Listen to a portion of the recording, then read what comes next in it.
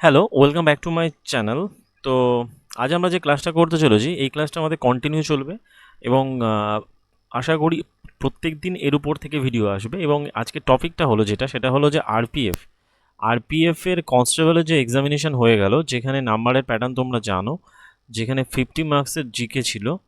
50 মার্কসের জিকে ছিল, যে জিকেগুলো আপকামিং রেলওয়ের এনটিপিসি বলো, গ্রুপ ডি বলো, বা আদার্স যে এক্সামগুলো আসতে চলেছে বিশেষ করে রেলওয়ে, সেক্ষেত্রে কিন্তু এই জিকে কোশ্চেনগুলো খুব ইম্পর্টেন্ট হবে।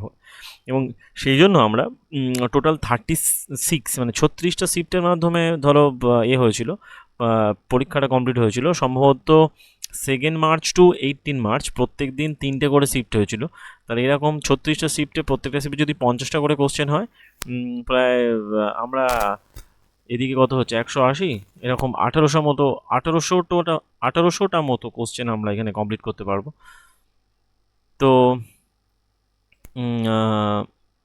আশা করি এই ভিডিওর যে সিরিজটা হতে চলেছে সেটা তোমাদের কাছে খুবই ইম্পর্টেন্ট হবে এবং আপকামিং এক্সামের জন্য এখানে অনেক নতুন নতুন কোশ্চেন এবং কারেন্ট অ্যাফেয়ার্স, বিশেষ করে ওই স্ট্যাটিক জিকে থেকে শুরু করে কনস্টিটিউশন, মানে কনস্টিটিউশন, হিস্ট্রি, জিওগ্রাফি, খুব ভালো ভালো কোশ্চেন আছে। তো এই ভিডিওর সিরিজটা যদি তোমরা কন্টিনিউ করো, আশা করি তোমরা আপকামিং এক্সামিনেশানে জিকেতে ভালো স্কোর করতে পারবে। শুধুমাত্র ম্যাথ রিজনিংয়ে স্কোর করলেই এখন কিন্তু চাকরি হয় না, কারণ এখন ম্যাথ রিজনিং অনেকে অনেক লেভেল বাড়িয়েছে, বাট জিকের কোশ্চেনের স্ট্যান্ডার্ড তার থেকে অনেক বেশি। আগে যেমন হতো সহজ, এখন কিন্তু সেই লেভেলে হয় না, এখন ডিপ লেভেলে কোশ্চেন হয়। সুতরাং জিকের আগে কিন্তু মানে 3টে সাবজেক্টকে সমানভাবে মানে সমানভাবেই পারদর্শী হতে হবে। এবং তার সাথে সায়েন্স তো জানো, সায়েন্সে আমরা কোর্সটা কমপ্লিট করিয়েছি, যেখানে আমার এনসিআরটি ক্লাস 9-10-এর প্রত্যেকটা টপিক আমি পড়িয়েছি এবং সেখানে কয়েকটা এক্সাম্পলারে কোশ্চেন বাকি, সেটা আমরা চ্যাপ্টার ধরে শেষ করব এবং তার মধ্যে কয়েকটা কমপ্লিট করিয়েছি এবং চেষ্টা করছি ওই আরআরবি জেই বা টেকনিশিয়ানের যে পরীক্ষাগুলো হয়ে গেল সেখানে সাবজেক্ট মানে বিশেষ করে সায়েন্সের উপর যেহেতু জোর ছিল বেশি, সেই সায়েন্সের কোশ্চেন্সগুলোকে আনা। সেক্ষেত্রে আমরা মনে হয় আরআরবি জেইর এলপি টেকনিশিয়ান এদের কেমিস্ট্রি কোশ্চেন কমপ্লিট করেছি, বায়োলজি কোশ্চেন কমপ্লিট করেছি, আর ফিজিক্সটা শুধু বাকি আছে, ও যেটা আমরা খুব তাড়াতাড়ি কমপ্লিট করব এবং তার কাজ চলছে। তো যেহেতু এখানে অনেক অনেক কোশ্চেন থাকে, সুতরাং সেইগুলোকে কম্পাইল করতে একটু সময় লাগে। তো সেই জন্যই অনেকদিন পর ভিডিওটা এলো। এরপর থেকে ভিডিও কন্টিনিউ হবে, কারণ আরপিএফের কোশ্চেনের এই ভিডিওগুলো প্রায় ডেলি আসবে। এবং যেহেতু এখানে 36টা শিফট, তো চেষ্টা করব দিনে 2টো করে ভিডিও দেওয়ার, যাতে আমি তাড়াতাড়ি ভিডিওটা কমপ্লিট করতে পারি। তো তাহলে চলো ভিডিওটা স্টার্ট করি আমরা। Let start. প্রথম কোশ্চেন চলে আসে, সেটা হলো কি, যে which of the following articles of the constitution was amended to include the right to education as a fundamental right। তাহলে ফান্ডামেন্টাল রাইটের বলতে হবে যে শিক্ষাগত অধিকারের যে এটা আর্টিকেলটা আছে বা ধারাটা আছে, যে সেটা কততম আর্টিকেলে, মানে কোন অ্যামেন্ডমেন্ট বা সংশোধনের মাধ্যমে কততম আর্টিকেলে এই শিক্ষার ধারাটা যুক্ত হয়েছে, সেটা হলো আর্টিকেল 21। এবং এর সালটা যদি বলে, তো রাইট টু এডুকেশনের সাল সম্ভবত 2002 বা 2002-তে সম্ভবত এটা হয়েছে। 2002-তে সম্ভবত 86 অ্যামেন্ডমেন্টের মাধ্যমে এটা আর্টিকেল 21A-তে অ্যাড হয়। তাহলে এখানে আমরা একটা এক্সট্রা নোট পেলাম। সেটা কি এক্সট্রা নোট যেটা পাচ্ছি সেটা হচ্ছে কি, যে এখানেই লিখে দিই যে 86 অ্যামেন্ডমেন্ট হয়েছিল যেটা, আর অ্যামেন্ডমেন্ট হয়েছিল যেটা 2002 সালে হয়েছিল, এবং এখানে এইটার মাধ্যমে অ্যাড হয়। তারপরে চলে আসছে, বলা হচ্ছে যে match the item in list 1 which with those in list 2 and select the correct answer. তো এখানে বলা হচ্ছে যে লিস্ট 1 এবং লিস্ট 2 অনুযায়ী কোন দেশে কোথায়, মানে কোন রাজ্যে কী কী এলিফ্যান্ট করিডোর রয়েছে সেগুলো বলতে। যেমন বলা হচ্ছে দারপং দলমুখ অ্যাট খুন্দা খোয়া, অন্ধ্রপ্রদেশ। ঠিক আছে, এটা অ্যাকচুয়ালি কোথায় আছে? এটা অ্যাকচুয়ালি আছে অন্ধ্রপ্রদেশ। এখানে বিভিন্ন কোশ্চেন ছিল, সেগুলো আমরা অনলাইনার করেছি। সেক্ষেত্রে এই দারপং দালমুখ অ্যাট খুন্দাখোয়া অন্ধ্রপ্রদেশে রয়েছে, দিওসুর করিডর আসামে রয়েছে, জামুই ঝাঁঝা চাকাই করিডর বিহারে রয়েছে, আর নাগধারা বারুদ করিডর রয়েছে ছত্তিশগড়। তো এরপরের কোশ্চেন চলে আসছে যে which of the following which finance minister 1991 initiated the series of the reform that ফ্রিড up the Indian economy and put up the strong growth path. মানে 1991 সালে যে আমাদের এলপিজি যে মানে অর্থনৈতিক সংস্কার হয়েছিল, সেই সময় ভারতের প্রধানমন্ত্রী কে ছিলেন? প্রধানমন্ত্রী ছিলেন নরসিমহা রাও। যদি বলে প্রধানমন্ত্রী ছিলেন নরসিমহা রাও, আর ওই সময় নরসিমহা রাও, এবং ওই সময় ছিলেন পিএম, নরসিমহা রাও ছিলেন পিএম, আর অর্থমন্ত্রী ছিলেন মনমোহন সিং, যিনি রিসেন্ট মারা গেলেন, 2024 সম্ভবত মারা গেলেন। তো এই কোশ্চেনটা খুব ইম্পর্টেন্ট, এবং তিনি এলপিজি এই ভারতের অর্থনৈতিক সংস্কার করেন এবং ভারতের উন্নতির পথটাকে সুনিশ্চিত করেন। তারপরে বলা হচ্ছে slash and burn agriculture is known as the Madhya Pradesh. তো মধ্যপ্রদেশে এই যে স্ল্যাশ অ্যান্ড বার্ন যে এগ্রিকালচার হয়, যেটাকে ওই ঝুম চাষ বলা হয়, যে স্থানান্তর কৃষির যে কনসেপ্টটা কাজ করে এখানে, তো যে এটা অ্যাকচুয়ালি কী নামে পরিচিত? এটা মধ্যপ্রদেশে পরিচিত দাহিয়া নামে পরিচিত। What was the average cash reserve ratio বা CRR in India from September 1962 to 13 October 2024? তো এখানে বলতে হবে 2024 পর্যন্ত তো ক্যাশ রিজার্ভ রেশিওর মান কত? সেটা হলো যে ওই 4% CRR। 1962 থেকে যদি ধরা হয়, তার পার্সেন্ট হচ্ছে কত? এভারেজ মান হচ্ছে ক্যাশ রিজার্ভ রেশিওর মান CRR মান হচ্ছে 4%। হুইচ মান্থ, তারপরে question, which month is the elephant festival organised every year by the Maharashtra tourism development corporation to promote the Mumbai tourism and culture? তো প্রত্যেক বছর কোন মাসে এলিফ্যান্ট মানে হাতির ফেস্টিভ্যাল, হাতি উৎসব সম্পন্ন করে থাকে মহারাষ্ট্র ট্যুরিজম ডেভেলপমেন্ট কর্পোরেশন? সেটা হলো ফেব্রুয়ারি মাসে। তারপরে চলে আসছে which of the unemployment occurs, which type of the unemployment occurs when there is a mismatch between the skill and job requirement? তাহলে যখন মানে এটাকে কী ধরনের বেকারত্ব বলা হয়? যখন দক্ষতা এবং তার চাকরির যে সুনিশ্চয়তা মানে যখন ম্যাচ করে না, তখন তাকে বলা হয় স্ট্রাকচারাল বলা হয়, এমপ্লয়মেন্ট বলা হয়, মানে আনএমপ্লয়মেন্ট বলা হয়। The term of the office for the chief election, actually এই স্ট্রাকচারাল আনএমপ্লয়মেন্টের পরিমাণটাই এখন বেশি, যে যার যোগ্যতা অনুযায়ী যখন চাকরি না পায় তখন তাকে বলা হয় স্ট্রাকচারাল আনএমপ্লয়মেন্ট। পাতিকতা এটাই। তারপরে চলে আসছে the term of the office of the chief election commissioner of India. তো তার বয়সের সীমা এবং অথবা, তো এখানে বলতে হবে যে ইলেকশন কমিশনার প্রথমত নিয়োগ করে রাষ্ট্রপতি নিয়োগ করে, এবং সেক্ষেত্রে 6 বছর মানে তিনি থাকতে পারেন, অথবা 65 বছর বয়স পর্যন্ত থাকতে পারেন, ঠিক আছে, যেটা আগে হবে সেটা। তো how many new criminal law has Indian government implemented by the July 1, 2024? তো সেক্ষেত্রে কতগুলো ক্রিমিনাল লকে অ্যাড করেছে? সেটা হলো তিনটে criminal law Indian government implemented, মানে সংশোধন করা হয়েছে।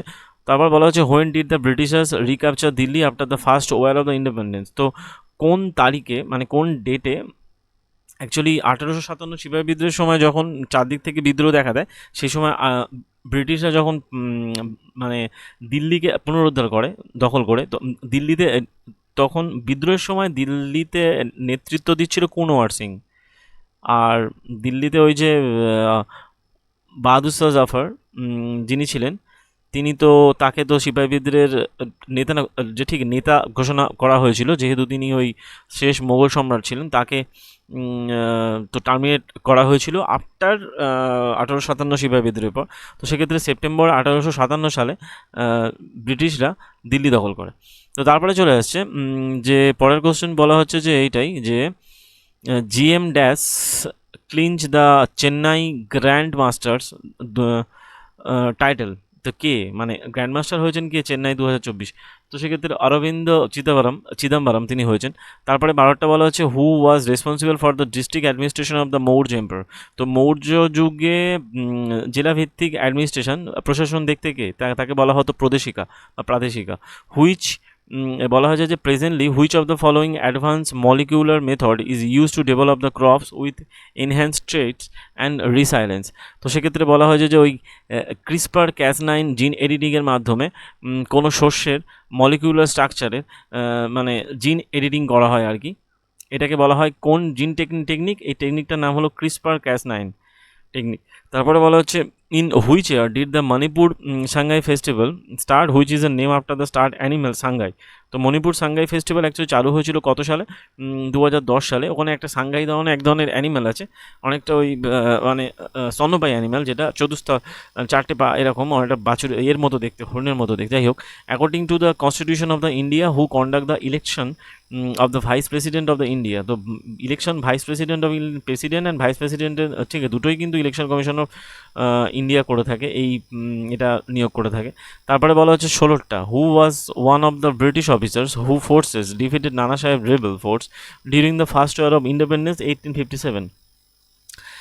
তো বলতে হচ্ছে যে এই নানা সাহেবের বিদ্রোহী দলকে হারাতে কোন ব্রিটিশ অফিসার ছিলেন? তিনি ছিলেন জেনারেল হ্যাভলক। জেনারেল হ্যাভলক বলে একজন ব্রিটিশ অফিসার ছিলেন, যিনি অ্যাকচুয়ালি ওই নানা সাহেবের বিদ্রোহী দলকে হারিয়েছিল। আর ওদিকে জেনারেল রোজ বলে একজন ছিলেন, যিনি ঝাঁসি দখল করেছিলেন।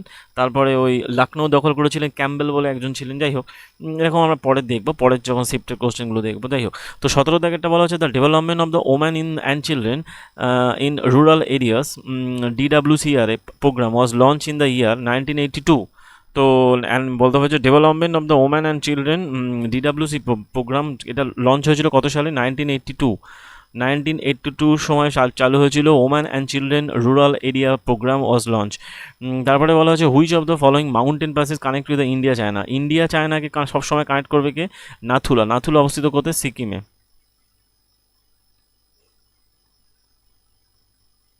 সিকিমে অবস্থান করছে নাথুলা। তারপরে চলে আসছে which of the following statement is about the role of the woman correct in the revolt of 1857? তো 1957 সালে, 1857 সালে যখন সিপাহী বিদ্রোহ চলছিল, তখন ওম্যান লাইক রানী লক্ষ্মীবাই এবং বেগরজ হজরতমহল প্লে দ্য কি রোল? হজরতমহল ছিলেন লখনৌতে, আর লক্ষ্মীবাই ছিলেন ঝাঁসিতে। ইনি ছিলেন ঝাঁসিতে। তারপরে বলা হচ্ছে 20টা, in which city UAE IIT Madras to set? বলতে হবে যে আইআইটি মাদ্রাজ ইউএইর কোন শহরে তাদের প্রথম ইন্টারন্যাশনাল ফ্ল্যাগশিপ সেন্টার করলো, রিসার্চ সেন্টার করলো, মানে গবেষণা সেন্টার করলো 2025-এর যে ঠিক শুরুতে, সেটা হলো দুবাই। ইউএইর দুবাই থেকে করলো আইআইটি মাদ্রাজ। তারপরে চলে আসছে গাঙ্গুর ফেস্টিভ্যাল রাজস্থানে হয়। তা ফেস্টিভ্যাল দিয়ে একদম ডাইরেক্ট দিয়েছে question. Gangaur festival actually gods Parvati বা গৌরীকে করে উপাসনা করে হয়, এবং এটা অ্যাকচুয়ালি কতদিন ধরে হয়? এটা অ্যাকচুয়ালি 18 দিন ধরে হয় এই ফেস্টিভ্যালটা। 18 দিন ধরে এই ফেস্টিভ্যালটা হয়। তারপরে বলা হচ্ছে যে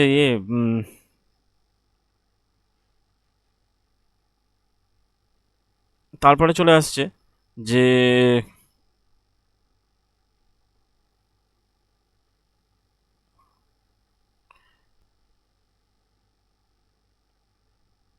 এদিকে যে 22-এর দেখে কোশ্চেন, সেটা হলো in October 2024 HDFC bank officially announce the divestment of its entire 100% stake in HDFC Education and Development Private Limited to Bama Sundari investment for the 192 crore. What is the price of the share of this transaction? 9.60 per share, 9 টাকা 60 পয়সা করে প্রত্যেকটা share দাম ছিল। যাই, এগুলো actually uncommon question, এগুলো দিয়েছে, সুতরাং এইসব কোশ্চেন অ্যাটেন্ড করাটা খুবই চাপের, কারণ কোথা থেকে কী কোশ্চেন। সুতরাং আমরা চেষ্টা করবো যতটা এই লেভেলের কোশ্চেনগুলোকে একটুখানি ইগনোর করা, বাট যেহেতু কোশ্চেন পরীক্ষায় এসছে, সুতরাং সেগুলোকে আমরা ফলো করে চলবো। তারপরে কোশ্চেন দেখছি 23 নম্বর, বলা হচ্ছে 1925-এ 3rd February first electric train ran between which stations? তো বোম্বের ভিটি স্টেশন থেকে কুরলা হারবার পর্যন্ত প্রথম ইলেকট্রিক ট্রেন চলেছিল, ঠিক আছে। আর প্রথম যদি ট্রেন চলে 1853-তে চলেছিল, বোম্বে থেকে থানে পর্যন্ত প্রথম ইলেকট্রিক ট্রেন চলেছিল 1925-এর 3rd February। Reserve Bank of India establish the 8-member committee to develop a framework for responsible and ethical AI free AI adoption in the financial sector of the December 2024। Who is the chairperson of the committee? তো reserve Bank of India যে financial মানে মেম্বারের যে একটা committee তৈরি করেছিল financial সেক্টরের জন্য, তার নাম দিয়েছে ফ্রি এআই। এটা অনেক সময় পরীক্ষা দেবে যে যে 8 মেম্বারের কমিটিটার নাম কি, তাহলে নাম হবে ফ্রি এআই। তো 2024-এ যেটা তৈরি করেছিল যে ঠিক ডিসেম্বরে, সেই চেয়ারম্যানের কে ছিল পুষ্পক ভট্টাচার্য। তারপরে বলা হচ্ছে what is one of the liberalisation in the industrial sector, increase competition. তো what is one of the liberalisation in the industrial sector, তো সেক্ষেত্রে বলা ইনক্রিজ কম্পিটিশন। অ্যাকচুয়ালি মানে লিবারাইজেশনের অর্থ কি, যে আহ, সেক্ষেত্রে কী হয়, কম্পিটিশন, মার্কেটের কম্পিটিশনটা বাড়ে, যেটা অ্যাকচুয়ালি আমাদের অর্থনীতিতে লিবারাইজেশনের সংস্কার শুরু হয়েছিল কবে, 1991 সালে, যেটা ওই এলপিজি সিস্টেম বলা হয়। তো magnetic field lines represent the পথ অ্যালং হুইচ ড্যাশ, এ বলা হয়েছে যে ম্যাগনেটিক এটা যদি পজিটিভ থেকে নেগেটিভের দিকে, মানে অ্যাকচুয়ালি নর্থ পোল থেকে সাউথ পোল, এটা অ্যাকচুয়ালি কীরমভাবে হাইপোথেটিক্যাল পথ of the north pole to south pole, hypothetical পথ যায় উত্তর থেকে দক্ষিণ দিকে, এরমভাবে যায়, বাইরে থেকে যাবে। আর দক্ষিণ থেকে উত্তর দিকে সবসময় ভিতর দিক থেকে যায়। যাই হোক, তারপরে বলা হচ্ছে 10⁻৯ মান কত হয়, 10⁻৯ মান হচ্ছে কত অ্যাংস্ট্রম হয়, 10 অ্যাংস্ট্রম। কেন এক অ্যাংস্ট্রমের মান হয়, 10⁻10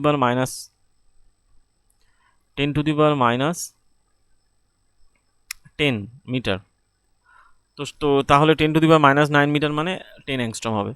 তো তারপরে বলা হচ্ছে 28-এরটা, which agency in India responsible for the following 5 year plan. 5 year plan actually 2014 পর্যন্ত চলেছিল, টোটাল 12খানা প্ল্যান হয়েছিল, যেটা অ্যাকচুয়ালি প্ল্যানিং কমিশন অ্যাকচুয়ালি এটাকে করতো, পারমিশন দিত। Which directive principal state policy focuses on the provision of the just and human condition of work.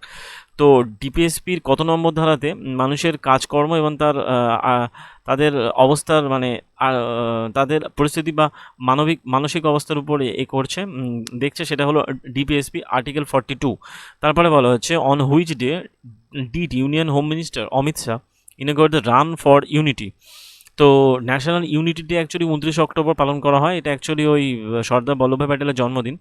তো run for unity এই না, ওটা অ্যাকচুয়ালি 31 অক্টোবর পালন করা হয়, বাট 29 অক্টোবরকে ন্যাশনাল ইউনিটি ডে বলা হয়েছে। তো যাই হোক, তারপরে বলা হচ্ছে হুইচ অফ দ্য ফলোয়িং, এটা অ্যাকচুয়ালি কে করেছিল, হোম মিনিস্টার অমিত শাহ। তো edition of the Indian Australian maritime security was held in the August Canberra, সেটা হলো 6 টাইম ইন্ডিয়া অস্ট্রেলিয়ার মধ্যে মেরিটাইম অনুষ্ঠান সম্পন্ন হলো।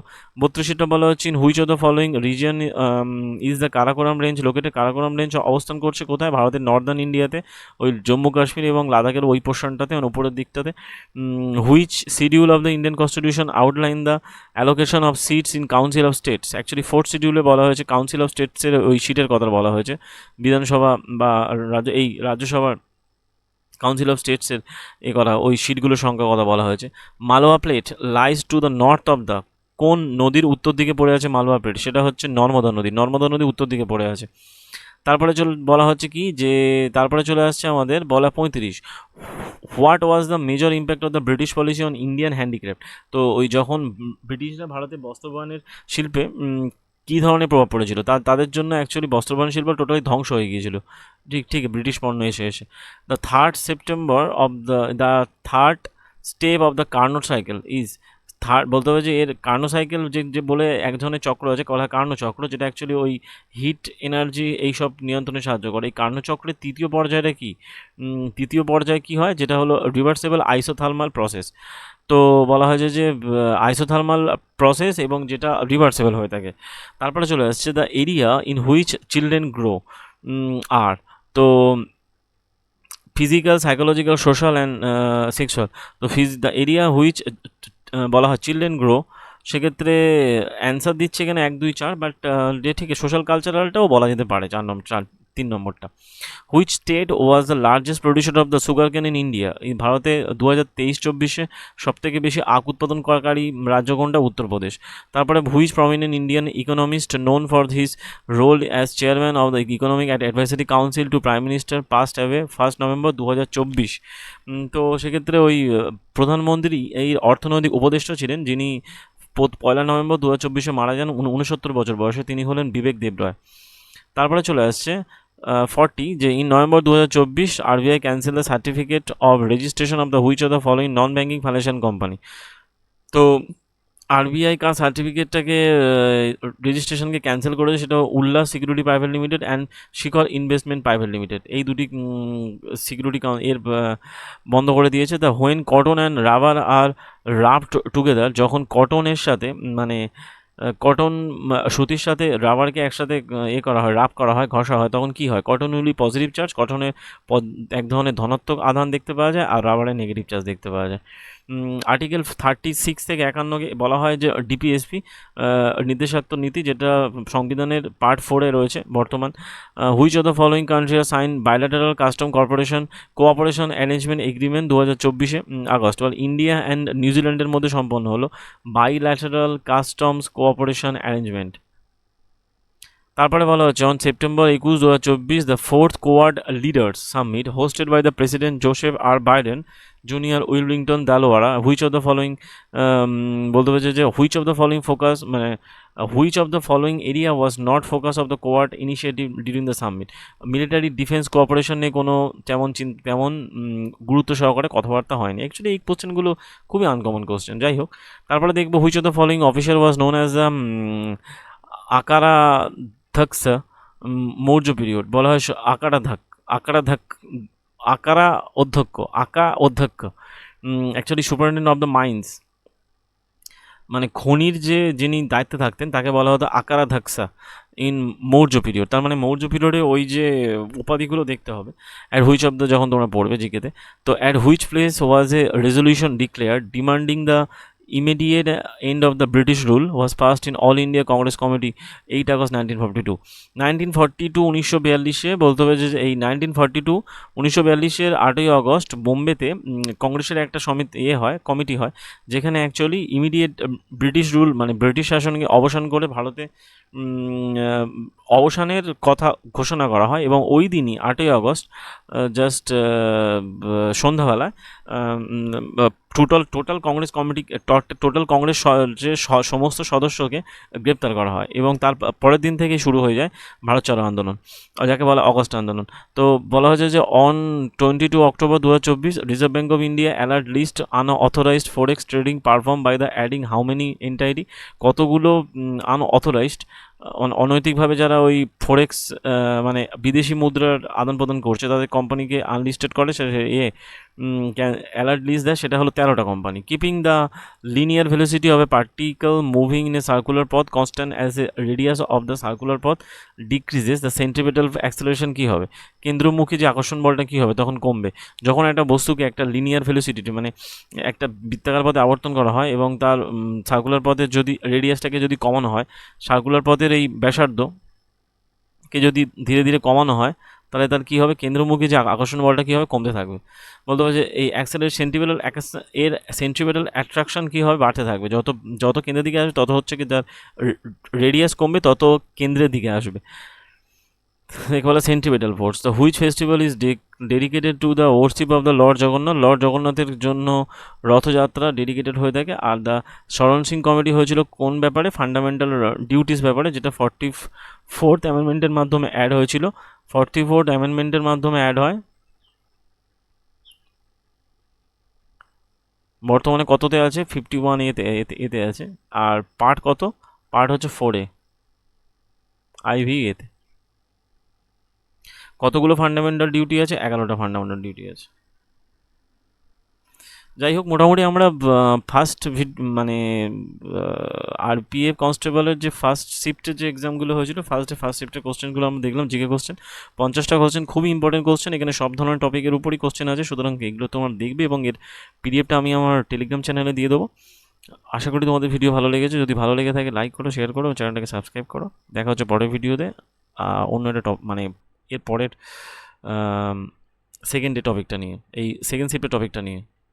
আপাতত এই পর্যন্ত, থ্যাংক ইউ।